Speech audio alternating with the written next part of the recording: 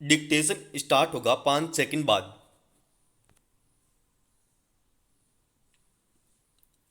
Start. प्रथम प्रत्युत्तर दाता एस जानकी द्वारा प्रस्तुत दांडिक याचिका संख्या 11,620 वर्ष 2009 में मद्रास उच्च न्यायालय के मदुराई पीठ ने आक्षेपित आदेश दिनांक 6/1/2010 के द्वारा पुलिस निरीक्षक सिटी क्राइम ब्रांच के नगर त्रिची मद्रास को निर्देश दिया था कि वह परिवादित मामले दिनांक 18/9/2008 में अपीलार्थी के विरुद्ध प्रथम सूचना रिपोर्ट दर्ज करे और अन्वेषण के पश्चात विधि के अनुसार अंतिम रिपोर्ट पेश करे। अतः अपीलार्थी ने यह अपील प्रस्तुत किया। फिलहाल उच्चतम न्यायालय ने इस मामले के एसएलपी पर प्रारंभिक सुनवाई करते हुए आदेश दिनांक 12/3/2010 के द्वारा उच्च न्यायालय के आक्षेपित आदेश 6/2/2010 के प्रवर्तन पर रोक लगा दिया था।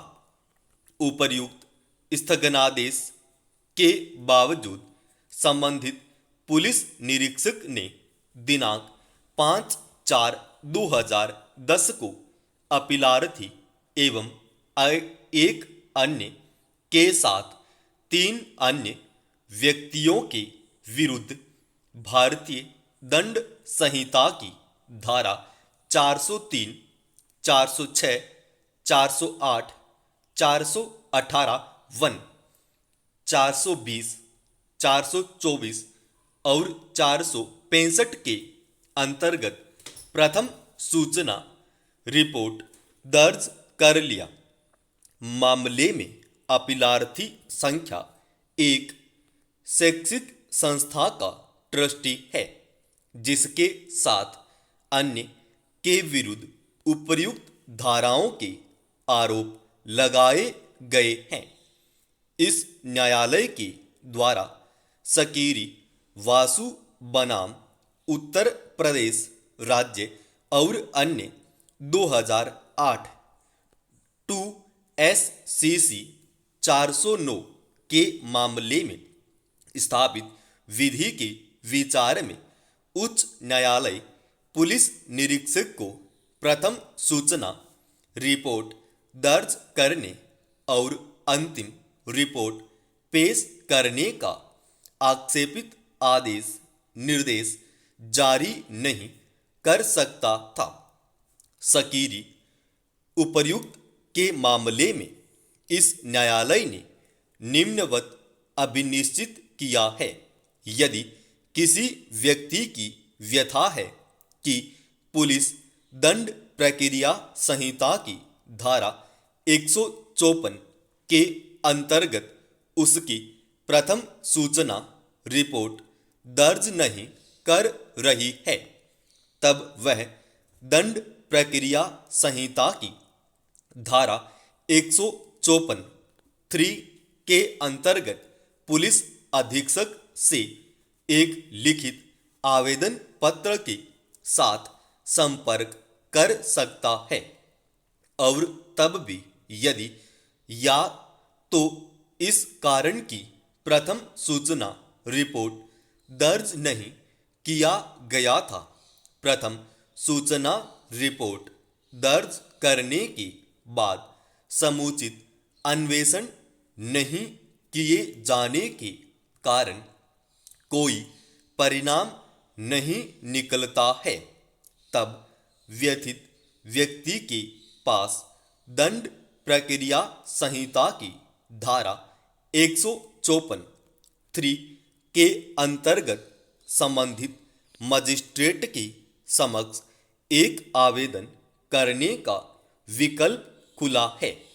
यदि मजिस्ट्रेट के समक्ष ऐसा कोई आवेदन पेश किया जाता है तब मजिस्ट्रेट FIR दर्ज किए जाने के लिए निर्देश दे सकता है और जहां कि व्यथित व्यक्ति के अनुसार समुचित अन्वेषण नहीं किया जा रहा है, मजिस्ट्रेट समुचित अन्वेषण किए जाने का भी निर्देश दे सकता है। इसी प्रावधान के अंतर्गत मजिस्ट्रेट एक समुचित अन्वेषण किए जाने को सुनिश्चित करने के लिए अन्वेषण का मॉनिटर भी कर सकता है। न्यायिक मजिस्ट्रेट अपराध का संज्ञान लेने के पूर्व दंड प्रक्रिया संहिता की धारा 154(3) के अंतर्गत अन्वेषण करने का निर्देश दे सकता है और यदि वह ऐसा करता है तब परिवादी की शपथ पर परीक्षा करना आवश्यक नहीं है, क्योंकि उस समय वह किसी अपराध का संज्ञान नहीं ले रहा होता है। मोहम्मद यूसुफ बनाम आफाक जहां और दिलावर सिंह बनाम दिल्ली राज्य पुनः अनुसरित सुधीर भास्करराव टांबे बनाम हेमंत यशवंत दांगे और अन्य 2016 6 SCC 277। हम आश्चर्यचकित हैं कि इस न्यायालय के द्वारा उच्च न्यायालय के आक्षेपित आदेश के प्रवर्तन पर स्टे स्थगन के बावजूद अपराध संख्या 7 वर्ष 2010 में प्रथम सूचना रिपोर्ट दर्ज किया गया। इन परिस्थितियों में हम अपील को अनुज्ञात करते हैं और FIR दर्ज करने तथा पुलिस के द्वारा अन्वेषण करने के उच्च न्यायालय के आदेश को निरस्त करते हैं। हमारा आदेश प्रत्युत्तर दाता संख्या 1 को परिवाद दिनांकित 18/9/2008 के अनुसरण में दस्तावेज और कागजात प्रस्तुत करने के मार्ग में बाधा नहीं बनेगा। समाप्त। दोस्तों, इसका PDF फाइल अपने official Telegram channel study with HP स्वामी पर डाल रखा है।